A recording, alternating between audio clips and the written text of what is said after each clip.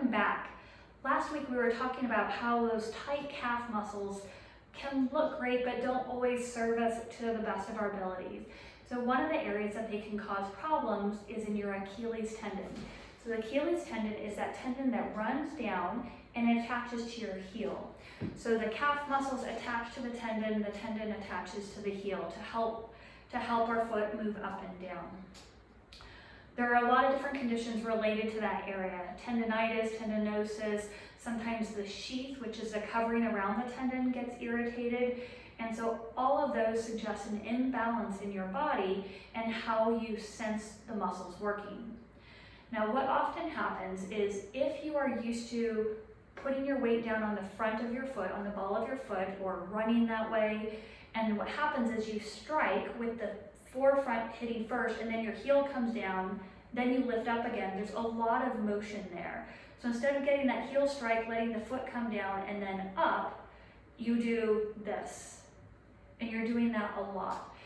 So what that comes down to is certain muscles start to get overused.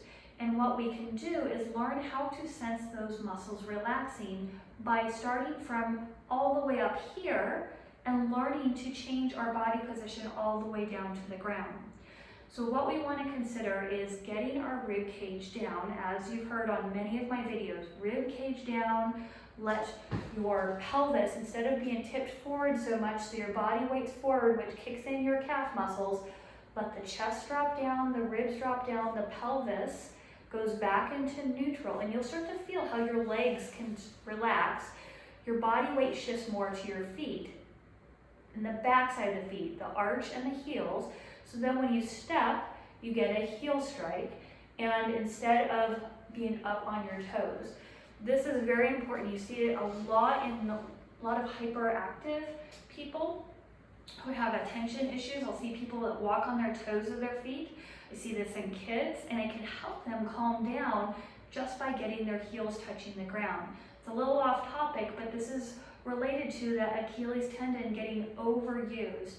And so often it can even lead to surgery where people have to have a lengthening procedure because they don't know how to calm down the muscles in their calf and let them release. Part of that is when we're doing this is not only letting them relax, but you have to give your body another source of stability so it's not using the calf muscles. Great sources of stability to substitute for that are your thigh muscles, both your quads and your hamstrings and your glutes, as well as your side abs, so they all work together so you don't have to use your calf muscles as much or your Achilles tendon. There are many options out there like scraping and massage, cross-friction massage. Those are all good temporary solutions, but do you want to fix the problem? And I think you do, because I know I wouldn't want an Achilles tendon issue because it hurts and it's painful every time you take a step. So instead, why not look at your body position and your neuromuscular tone, learn how to relax those calf muscles. If you need help one-on-one, please reach out to me, amy@pabertinstitute.com.